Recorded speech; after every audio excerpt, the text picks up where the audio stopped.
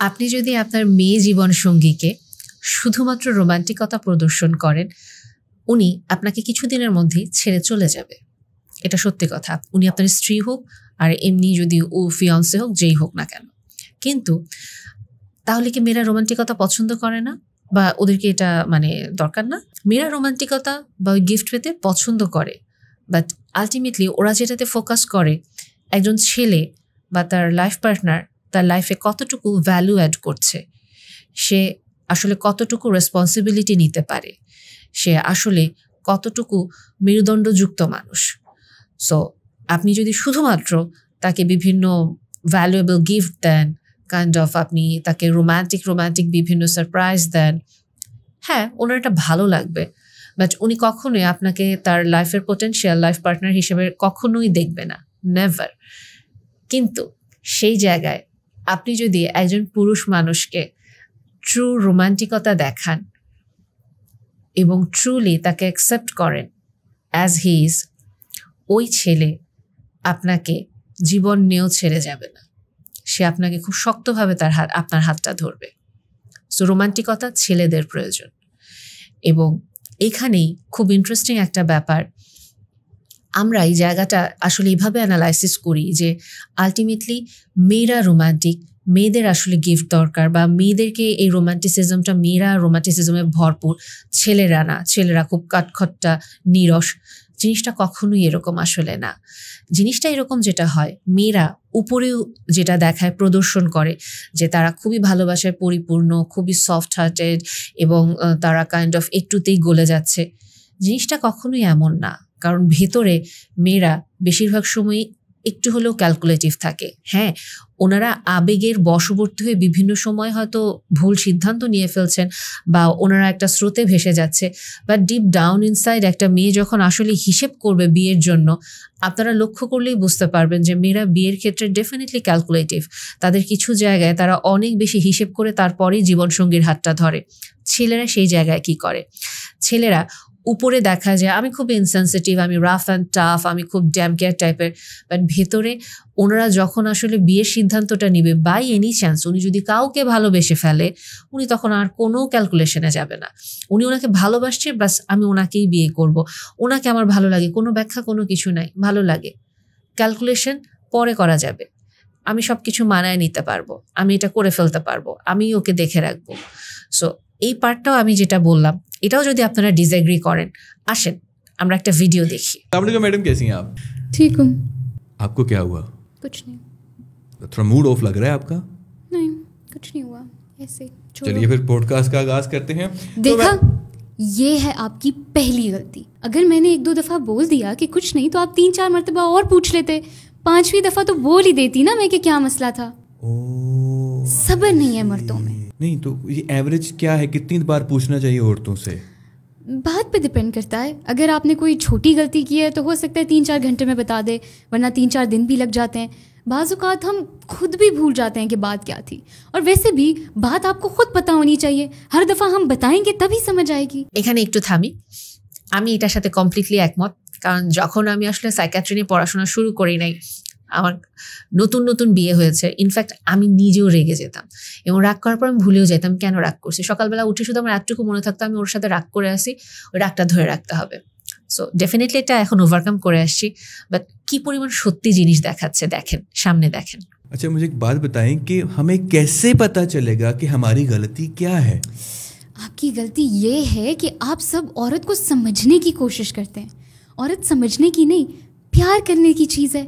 उसको प्यार से डील करें, वो आपकी हर बात मानेगी। ओह आई सी।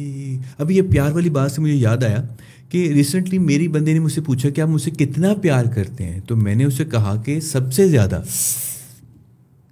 गलत जवाब, नाराज़ हो गई। होना ही था, सबसे ज़्यादा। सबसे ज़्यादा बाकी कौन है जिनको आप प्यार कर रहे हैं? आपको कहना चाहिए अपनी जान से ज़्यादा। जितनी मेरे में प्यार करने की कैपेसिटी है, सब तुमसे ही कर रहा हूँ। आई सी, यानी कि it's only about you. Okay I see. और अगर आपकी बंदी पूछ ले कि मैं कैसी लग रही हूँ, तो फिर क्या रिप्लाई करना चाहिए? हमेशा इसका मैं गलत ही जवाब देता हूँ। आई डोंट नो, हर बात नाराज़ हो जाती है। जब भी मैं पूछती है मैं कैसी लग रही हूँ, मैं कोई भी जवाब दे दूँ वो नाराज़ हो जाती है। मैं कैसी लग रही हूँ? आप अच्छी लग रही हैं। बस अच्छी लग रही हूँ। कोई बंदा डिटेल बताता है कि ये कलर तुम्हें कितना सूट करे, तुम्हारी आंखें खिल के बाहर आ रही हैं, उफ तुमने मेकअप कितना अच्छा किया है, ये वही नया वाला आईलाइनर लगाया ना जो उस दिन लेके आए थे, कर्ली बाल तो तुम्हें इतना सूट करते हैं, तुम स्ट्रेट क्यों करती हो, तुम ऐसे ही रहने दिया करो, और उफ अल्लाह तुम्हारी आई लैशेज़ कितनी हसीन लग रही है, और ये लिपस्टिक का कलर तो बना ही तुम्हारे लिए। थोड़ी डिटेल्स बता देंगे तो वो खुश हो जाएगी। अपनी जान क्यों छुड़वाते हैं हमेशा? मतलब हम ज़रा कॉम्प्रिहेंसिव जवाब देते हैं ना, अच्छी लग रही है मतलब अच्छी लग रही है नहीं, इसका मतलब ये है कि बस लग रही हो। ओके, मतलब जान छुड़वाने वाली बात हाँ। है। अच्छा, दूसरा मुझे ये बताएं कि अक्सर औरतें पूछ लेती हैं कि मैं कहीं मोटी तो नहीं लग रही, तो इसके जवाब में क्या कहना चाहिए? मोटी नहीं लग रही है। नेवर। ओके। चाहे वो 90 किलो की भी है, वो तब भी मोटी नहीं लग रही है। ओके, तो अगर वो मोटी है लेकिन वो पूछ रही है मैं कहीं मोटी तो नहीं लग रही, तो अब मुझे सच बोलना चाहिए या? चाहे वो मोटी है, पतली है, छोटी है, जैसी भी है, आपके जहन में वो किम कार्दाशियन लगनी चाहिए। ओह आई सी यू मीन। अच्छा, एक बात बताएं कि रिसेंटली एक वाकया हुआ मेरे साथ। मुझे नींद आई थी, मैंने अपनी बंदी से पूछा मैसेज पर कि मुझे नींद आई, मैं सो जाऊं, तो उसने कहा सो जाओ, गुड नाइट। मैंने भी कह दिया गुड नाइट। अब सुबह उठूं तो उसके साथ लड़ाई हुई, मुंह बना हुआ उसका। अब बताओ इसमें मेरा क्या कसूर है? तो हर बात बतानी पड़ती है इनको। अगर उसने कहा कि सो जाओ तो इसका मतलब ये नहीं था कि आप वाकई सो जाएं, उसका मतलब ये था कि वो चाह रही है कि आप जागे उससे बात करने के लिए। लेकिन तो वो कह सकती है ना सो, मेरे साथ बात करो। वो चाहती है कि आप बात करें, पर वो चाहती है कि आप चाहें कि आप उससे बात करें, ये नहीं कि वो चाहे कि आप चाहें कि आप उससे बात करें। आपका खुद से दिल होना चाहिए। आप कहते हैं कि नहीं अभी तो मुझे नींद आई है, मगर मैं फिर भी जाग के तुमसे बात करूंगा। अच्छा, मुझे एक सवाल का जवाब दी। रिसेंटली मेरा एक दोस्त है, उसकी अपनी बेगम से लड़ाई हुई, और लड़ाई की वजह यह थी कि उसकी बेगम ने रात को सोते वक्त अपने हस्बैंड से पूछा क्या आपकी ज़िंदगी में मेरे अलावा कोई लड़की आई है, मुझसे पहले कोई लड़की आई है? उससे जवाब तो नहीं दे दिया? दे दिया। क्या? कि नहीं। उफ अल्लाह, नहीं, ये सही आंसर नहीं है।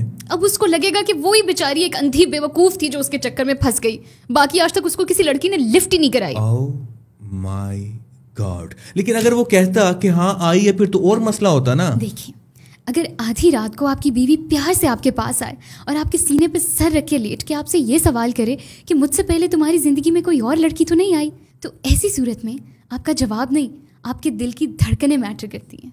Oh my God. और अगर दिल की धड़कनें कंट्रोल ना हो सके तो उसका क्या हल है? उसका एक ही हल है, शॉपिंग। ये तो बहुत सारे मसलों का हल है। हाँ, वो बात वहीं रफा दफा हो जाएगी। সো ওভারঅল ভিডিওটা যদি আমরা দেখি কিছু কি মিল পাওয়া যায়? আমি জাস্ট সিম্পলি যদি বলি যে একটা মেয়ের সাথে একটা ছেলে যদি জাস্ট রোলটা এক্সচেঞ্জ করতো এবং মেয়েটাকে এভাবে বলা হতো, এভাবে প্যাঁচায় প্যাঁচায় যে তোমাকে আমাকে বুঝতে হবে, আসলে কি একটা মেয়ে এত ধৈর্য নিয়ে বসে বোঝার চেষ্টা করতো, এইভাবে প্যাম্পার করার চেষ্টা করতো? বিলিভ মি, কিছু দিনের মধ্যে এবং কিছুক্ষণের মধ্যে এসে বিরক্ত হয়ে যেত এবং বলতো তুমি তোমার রাস্তায় হাঁটো, আমি আমার রাস্তায় হাঁটবো, আমি পারবো না তোমার সাথে থাকতে, এত ডিফিকাল্ট কেন, তুমি এত ক্রিটিক্যাল কেন? কিন্তু সেই জায়গায় আসলেই আমি অনেস্টলি যদি বলি, আমি বলতেছি না যে সব ছেলেরা এটা করে, বাট বেশিরভাগ ক্ষেত্রে ছেলেরা আসলে ধৈর্য নিয়ে এরকম বোঝার চেষ্টা করে যে কি হয়েছে, কেন হয়েছে, এবং আসলে কিছু সময় তারা কমপ্লিটলি ক্লুলেস থাকে যে এইটা কি হইল, মানে ইনফ্যাক্ট মানে আমি তো আসলে বুঝতেই পারতেছি না ও কেন রেগে আছে। ইনফ্যাক্ট আমি এইরকম কেসও দেখেছি যেখানে কিনা ওয়াইফ হাজব্যান্ডকে অ্যাকচুয়ালি সাইলেন্ট ট্রিটমেন্ট দিচ্ছে যে তোমার সাথে আমি কথা বলবো না, তোমার সাথে আমি রেগে আছি, এবং হাজব্যান্ড আমাকে এসে ফিডব্যাক দিচ্ছে আপা এই কদিন আমি অনেক ভালো ছিলাম, ও আমার সাথে কোনো রাগারাগি করে নাই, ও আমার সাথে কোনো কিছু করে নাই, কিন্তু আমার সামনে যখন ওনার ওয়াইফ আউটবার্স্ট দিল, উনি আকাশ থেকে পড়তেছে তোমার মনে এগুলা ছিল, তুমি তো আমাকে কিচ্ছু বলো নাই। মানে ইনফ্যাক্ট মেয়েদের এই ল্যাঙ্গুয়েজ ডিকোড করা লাগে, ডেফিনেটলি এগুলো নিয়ে অনেক মানে সার্কাজম আছে, অনেক মেমে বের হচ্ছে, বাট স্টিল ছেলেরা অ্যাটলিস্ট ট্রাই কিন্তু করে, একেবারেই যে করে না এমন কিন্তু না। এইখানেই এখন আমার কথাটা যে আলটিমেটলি এই যে তারা ট্রাই করছে, একটা পর্যায়ে তার বয়স কম থাকে, তার সময়টা বেশি থাকে, সে এফোর্ট দিতে পারে। কতদিন আসলে এরকম সময় নিয়ে এতটা ধৈর্য নিয়ে আসলে এফোর্ট দেওয়া যায়? এবং ইনফ্যাক্ট আমরা মেয়েরা ইন রিটার্ন একজন ছেলেকে কি দেওয়ার চেষ্টা করছি? হ্যাঁ, ডেফিনেটলি আমরাও বিভিন্ন দায়িত্ব পালন করি। আমিও বলবো যে অবশ্যই মেয়েরা অনেকভাবে ব্রুটালি সাফার করে, বাট আমি আজকে ওই পার্টটা নিয়ে কথা বলছি না। আমি আজকে একটু এখানে একটা বাউন্ডারি সেট করছি, যেখানে কিনা আসলে আমরা মেয়েরা বর্তমানে একটা ফ্যান্টাসির ভিতরে থাকি এবং আমরা এটা এক্সপেক্ট করি যে আমাদের লাইফ পার্টনাররা আমাদেরকে খুব প্রিন্সেস ট্রিটমেন্ট দিবে, আমাদেরকে ঘিরে ওনারা থাকবে, আমাদেরকে ওনারা অনবরত বুঝবেন। এবং আসলেই কিছু ক্ষেত্রে কিছু পুরুষ মানুষ তো ভালো এবং তারা আসলেই বোঝার চেষ্টা করে, প্রিন্সেস ট্রিটমেন্টও দেওয়ার চেষ্টা করে, কিন্তু কতক্ষণ পর্যন্ত আসলে একটা মানুষের এরকম ধৈর্য থাকে, এরকম ল্যাঙ্গুয়েজ ডিকোড করার মতো এবিলিটি থাকে? এবং আমি যদি আরও বলতে চাই যে এই যে আমি বললাম শুরুতে যে ছেলেরা বেশি আলটিমেটলি রোম্যান্টিক মেয়েদের চেয়েও। ইনফ্যাক্ট আমরা যদি খেয়াল করে দেখি যে ভ্যালেন্টাইন্স ডের যে প্রচলনটা, যে কাইন্ড অফ ফেব্রুয়ারি মাস আসলেই একটা মানে সাজ রব পড়ে যায়, একটা সবাই খুব মানে একটা হ্যাঁ সারপ্রাইজ দিতে হবে, গিফট দিতে হবে। কয়জন মেয়ে আসলে তার মানে জীবন সঙ্গী হাজব্যান্ড কি পছন্দ করে ওইটাকে মানে গেস করে গিফট দেয়? ওগুলোর অ্যাডভার্টাইজমেন্ট আমরা দেখি। কয়জন ছেলে এই পর্যন্ত আসলে প্লে স্টেশন গিফট পেয়েছে বা কমপ্লিটলি নিজের মতো করে গেমস খেলতে পারছে বা মানে নিজের মতো করে ছেলেদের সাথে ফ্রেন্ডদের সাথে কাইন্ড অফ মানে তার যে গেম খেলার যে তাদের যে একটা টাইম পাস করে বা নিজেদের মতো করে আড্ডা দেয়, আমরা মেয়েরা তাদেরকে ওই জিনিসটা অ্যালাউ করি মানে উইলিংলি যে আসো তুমি এটা খেলো, তোমার জন্য এটা কমপ্লিট রুমটা আমি ছেড়ে দিচ্ছি, এই যে তোমার টেকনোলজির এই জিনিসগুলো পছন্দ, তুমি কোনটা পছন্দ করো এটা নিয়ে আমি স্টাডি করছি, এইটা তুমি এটা পছন্দ করো, এই টেকনোলজিটা বেটার, সো এই জিনিসটা নাও, তুমি এইটা নাও। কয়জন মেয়ে আসলে আমরা এরকম এফোর্ট দিই ছেলেদের পেছনে? এবং আসলে কয়জনই আমরা প্রচণ্ড রকমভাবে মানে একেবারে আমার হাজব্যান্ড যেরকমই সেই রকমভাবে আমরা তাদেরকে অ্যাকসেপ্ট করে নিই যে অ্যাজ হি ইজ, তুমি যেমনই আছো ওভাবেই। আমরা কিন্তু এটা করি না। এবং আমরা অনেক সময় যে জিনিসটা করি যে আমরা খুব সহজ একটা ইকুয়েশন দাঁড় করায় দিই যে একটা ছেলের কি দরকার, একটা মেয়ের কি দরকার। বিলিভ মি, একটা ছেলের কি দরকার এটা নিয়েও মেমে আছে যে এটা 3 লাইনে শেষ করা যায়, আর মেয়েদের যে আসলে কি দরকার এটা কখনো 3 লাইনে শেষ হয় না, এটা আসলেই 3 লাইনে শেষ হবে না। এবং জিনিসটা একটার পর একটা বাড়ছে, একটার পর একটা বাড়তেই থাকে যে এটা এরকম, এটা এরকম, সবার জন্য এরকম না, কেউ এটা পছন্দ করে, কেউ এটা পছন্দ করে। সো আলটিমেটলি এই দিকটাতে আমাদের আসলে আমি যদি বলি আসলে আমাদের কি করা উচিত। সো প্রথমত আপনি যদি আসলে আপনার লাইফে কোনো গুড উইলড হাজব্যান্ড পান এবং আপনি এটা মনে করেন যে আপনার হাজব্যান্ড আসলে এফোর্ট দিচ্ছে আপনার প্রতি, আপনি এফোর্টটা অ্যাকসেপ্ট করেন। এবং সবচেয়ে যেটা ইম্পর্টেন্ট ব্যাপার, ওনার এগেনস্টে কমপ্লেইন করা বন্ধ করেন। এটা আমাদের মেয়েদের অদ্ভুত রকমের একটা মানে খুবই বাজে অভ্যাস। যখন আমাদের হাজব্যান্ড আসলে গুডউইল পার্সন এবং কন্টিনিউয়াসলি আমাদেরকে এফোর্ট দেয়, আমরা আরও কমপ্লেইন করা স্টার্ট করি, আমরা আরও ন্যাগিং করা স্টার্ট করি, এইটা এইভাবে কেন, ওইটা এইভাবে কেন। ইনফ্যাক্ট এই মানুষটাই যদি আমাদেরকে পাত্তা না দিত, যারা হচ্ছে আসলে আমি যাদেরকে বাউন্ডারি দিলাম যে যেসব মেয়েরা আসলে খুব বাজে রকম ভিকটিম বা সাফারার, ওই রকম ব্যবহার যখন আমাদের সাথে করা হয় আমরা কিন্তু তখন ওরকম কমপ্লেনিং মুডে থাকি না। বাট যেই মুহূর্তে আমাদেরকে ওই আদরটা করা হচ্ছে, আমাদেরকে এফোর্ট দেওয়া হচ্ছে, আমরা কন্টিনিউয়াস কমপ্লেনিং মুডে চলে যাই। সো সিম্পলি কমপ্লেন করাটা আমরা বন্ধ করি, আমরা জাস্ট তার এফোর্টটা অ্যাকনলেজ করি, তাকে অ্যাপ্রিসিয়েশন জানাই যে আসলেই যেটা করছো এটা ভালো লাগছে। এবং দরকার নাই তাকে সবসময় সাজেশন দেওয়ার বা তাকে সবসময় এরকম গাইডলাইন দেওয়ার। এবং এই জিনিসটাও আসলে আমাদের মাথায় রাখা যে অনেক সময় আমার হাজব্যান্ড ভুল করতেই পারে, আমিও তো ভুল করতে পারি, কিন্তু নট নেসেসারি যে তাকে আমার অলওয়েজ বলতে হবে এটা করো, ওইটা করো, ওইটা করো, এটা করো। আমি কথাটা সবসময় বলি, আপনার হাজব্যান্ড আপনার ভেতরে একজন লাইফ পার্টনার চায়, উনি আপনার ভেতরে কোনো মা চায় না। সো ডেফিনেটলি আপনাকে এই জায়গাটাতে আপনার হাজব্যান্ডের এগেনস্টে কমপ্লেন করা অবশ্যই বন্ধ করতে হবে, না হলে ওনার এই গুডউইল যে একটা নিয়ে উনি আপনার দিকে আগাচ্ছে, যে এফোর্ট উনি আপনাকে দেওয়ার চেষ্টা করছে, একটা পর্যায়ে উনি এটা দেওয়া বন্ধ করে দেবে এবং উনি কমপ্লিট শাট ডাউন করবে, উইথড্রয়াল মুডে চলে যাবে। এবং এইখান থেকেই আস্তে আস্তে করে পরবর্তী স্টেপ আপনার যেটা হওয়া উচিত, ওনাকেও আপনার প্যাম্পার করা উচিত, উনি যেমন আপনাকে গিফট দেওয়ার চেষ্টা করছে, ওনার রোম্যান্টিসিজম আপনাকে এক্সপ্রেস করছে, আপনাকে নিয়ে সুন্দর কথা বলার চেষ্টা করছে বা আপনাকে বোঝার চেষ্টা করছে, সেম জিনিসটা ওনাকে রেসিপ্রোকেট করেন। ওনাকেও আসলে উনি কোনটা পছন্দ করে এই জিনিসটা খুব ইম্পর্টেন্ট। আমরা যদি আমাদের ইভেন কার্ডগুলোও দেখি, ভ্যালেন্টাইন কার্ড বলেন, বার্থডে গিফট বলেন বা এই জিনিসগুলো, এগুলো প্রত্যেকটা হচ্ছে মেয়েদেরকে ফোকাস করে। একটা ছেলে কি পছন্দ করে, কোন জিনিসটা দিলে খুশি হবে, এই জিনিসটা আমরা মেয়েরা চিন্তাই করি না।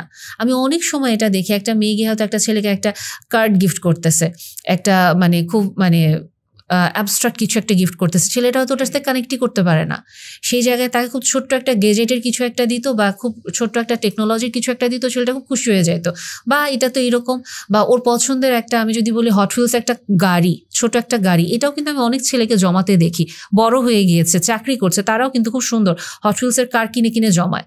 সো এই জিনিসগুলোও যদি আমরা বুঝতে পারি যে ছেলেরা আসলে কি পছন্দ করে, ওরকম একটা তার ভাইব নিয়ে আমি যদি তাকে গিফট করার ট্রাই করি, আমি যদি তাকে অবজার্ভ করে স্টাডি করি, এই জিনিসটা ওরা খুশি হবে, এই প্যাম্পারিংটা ওরা অসম্ভব পছন্দ করবে। এবং আরও যেটা খুব ইম্পর্টেন্ট, একটা ছেলে এটা খুব পছন্দ করে যখন আসলেই কোনো মেয়ে মুখে না বলে কাজে এটা প্রমাণ করছে যে তুমি ঠিক যেই রকম, আমি ঠিক ওরকমভাবেই তোমাকে অ্যাকসেপ্ট করছি এবং ওভাবেই তোমাকে ভালোবাসছি। আমরা কিন্তু সাধারণত এই কাজটা মুখে বলি কিন্তু কখনো কাজে প্রমাণ করতে পারি না। হ্যাঁ, তুমি যেই রকম, তোমাকে আমি ওরকমই ভালোবাসি, কিন্তু তোমাকে কিন্তু এইভাবে ড্রেস পরতে হবে, তোমাকে কিন্তু এইভাবে তোমার গ্রুমিংটা করতে হবে, তোমাকে কিন্তু এই জিনিসটা এইভাবে মানে ড্রেসটা পরতে হবে, বা তোমাকে এইভাবে খেতে হবে, এই জিনিসটা পছন্দ করতে হবে। আমরা কিন্তু আস্তে আস্তে আস্তে আস্তে করে তাদেরকে চেঞ্জ করতে থাকি এবং আলটিমেটলি কিন্তু বুঝতে পারে ছেলেটা যে okay fine, again complaining mood, আমি যেই রকম সেরকম তার পছন্দ হচ্ছে না, এটা শুধু একটা ফাঁকা কথাই ছিল। সো এই জিনিসগুলো আসলে আমাদের মেয়েদের ফোকাস করা উচিত এবং ছেলেদের আসলে যে মেসেজটা নেওয়া উচিত এই ভিডিও দেখে, আপনি যতই রোমান্টিসিজম দেখান না কেন, আপনি যদি ভ্যালু অ্যাড না করেন, আপনাকে কখনোই কোনো মেয়ে আসলে জীবনসঙ্গী হিসেবে গ্রহণ করবে না। এবং এখানে খুব ইম্পর্টেন্ট আরেকটা কথা আমি যদি একটু বলি ছেলেদের জন্যই, যে আসলে এই যে গিফট দেয়া নেওয়ার বিষয়গুলো কিভাবে শুরু হলো, আমরা যদি একটু ইতিহাসও ঘাঁটতে যাই, সেই ক্ষেত্রে দেখব যে আগেকার যুগে যারা খুব বেশি অর্থ সম্পদ সম্পন্ন ছিলেন বা প্রভাব প্রতিপত্তি অনেক ছিল ছেলেদের, তারাই কিন্তু আসলে দেখা যেত খুব ভালো ঘরে বিয়ে হতো এবং তাদের দেখা যেত বিয়ের মানে বউদের সংখ্যাও থাকতো অনেক বেশি রাজা বাদশাদের, আবার দেখা যেত তাদের রক্ষিতাও থাকতো অনেক বেশি সংখ্যায় এবং মেয়েরা স্বেচ্ছাতেই আসতো। কেন আসতো? কারণ ওই যে তার একটা সামাজিক সম্মান আছে, অর্থ প্রতিপত্তি আছে, কাজেই মেয়েরা কিন্তু অলওয়েজ যে তার লাইফে ভ্যালু অ্যাড করবে, লাইফে কোনো হচ্ছে গিয়ে পজিটিভ কনস্ট্রাকটিভ চেঞ্জ আনবে, তাদের প্রতি বেশি অ্যাট্রাক্টেড হয়। রোমান্টিসিজম যদি শো না করে তাও তাদের কোনো সমস্যা নেই। কাজেই ওই সময়টাতে একটা পর্যায়ে ছেলেরা কাইন্ড অফ এটাই তারা বেছে নিল যে আসলে যারা এরকম বেশি আমাদের চেয়ে উঁচু পর্যায়ে আছে ওনাদেরকে আমরা কিছু উপঢৌকন পাঠাই বা ওনাদের সাথে আমরা একটা সন্ধিতে আসি যে আপনারা সবাইকে এভাবে গ্রহণ করবেন না মেয়েদেরকে, কিছু ক্ষেত্রে আমাদেরও তো আসলে আমরাও সাফার করছি, আমরা তো এরকম পার্টনার পাচ্ছি না। সো ওখান থেকেই কিন্তু আস্তে আস্তে এই যে রোমান্টিসিজম বা রোমান্টিক গিফট আইটেম এই মানে ধারণাগুলোর উদ্ভব হলো। সো আলটিমেটলি এটা কিন্তু মেয়েদের উদ্ভব করা না এবং এটা ছেলেদেরই উদ্ভব করা ছিল পরস্পরের প্রতি। ওখান থেকে মেয়েদেরকে গিফট দেওয়া এবং আলটিমেটলি গিফট পেতে কে না পছন্দ করে, সো মেয়েরাও এটা পছন্দ করে, এটা এনজয় করে। এবং অনেক ক্ষেত্রে সিচুয়েশনশিপ বলেন বা ফ্রেন্ড জোন বলেন, মেয়েরা যাদেরকে এই পর্যায়ে রাখে তারা অ্যাকচুয়ালি শুধু রোমান্টিসিজমই শো করতে থাকে কিন্তু কোনো রেসপন্সিবিলিটি বা ভ্যালু অ্যাড করার মতো ওই রোলটাতে মেয়েরা তাদেরকে দেখে না। সো আপনি যদি আসলেই একজন মেয়ের মানে আইডিয়াল লাইফ পার্টনার হতে চান, সেই ক্ষেত্রে আপনাকে সরি টু সে বাস্তববাদী হতে হবে, আপনাকে তার লাইফে ভ্যালু অ্যাড করতে জানতে হবে এবং আপনাকে ধীরে ধীরে জীবনের স্ট্যাবলিশমেন্টের দিকে আগাতে হবে। এবং এটা খুব বিটার ট্রুথ, বাট এই জিনিসটা এইরকমই। হ্যাঁ, অনেক ক্ষেত্রেই অনেক মেয়ে বলে থাকেন যে না আমি অবশ্যই তোমার দায়িত্ব নিব, আমি যদি ভালো ইনকাম করি, আমি ইকুয়ালিটিতে বিশ্বাস করি, কোনো সমস্যা নাই, but still deep down inside একটা মেয়ে এটাই পছন্দ করে একজন ছেলে তার দায়িত্ব নিবে এবং একটা ছেলেও এটাই পছন্দ করে যে সেই মেয়েটার দায়িত্ব নিবে। কিন্তু কখনোই এইটার ইকুয়েশনটা, ইকুইলিব্রিয়ামটা যখন চেঞ্জ হয়ে যায়, প্রথম অনেকেই বলবে যে না না না কোনো সমস্যা নাই, বাট আস্তে আস্তে ইনসিকিউরিটি অবশ্যই ইনফ্লিক্ট করবে রিলেশনশিপটা এবং রিলেশনশিপ ভেঙে যাবে। সো ওভারঅল আমি একটা জিনিসই বলবো, আমাদের মেয়েদের আসলে এই যে কন্টিনিউয়াস যে এক্সপেকটেশন, যে প্রিন্সেস ট্রিটমেন্ট আমাকে দিতেই হবে, এই জায়গাটা থেকে বের হওয়া উচিত। আমাদেরও এটা টেন্ডেন্সি থাকা উচিত, আমিও যদি এটা চাই তাহলে আমাকেও প্রিন্স ট্রিটমেন্ট দিতে হবে বা কিং ট্রিটমেন্ট দিতে হবে, এবং কিংকে আসলে কিভাবে ট্রিট করে এই জিনিসটা যদি আমরা একটু মাথায় আনি, বেশিরভাগ মেয়ে কিন্তু আমরা আটকে যাব।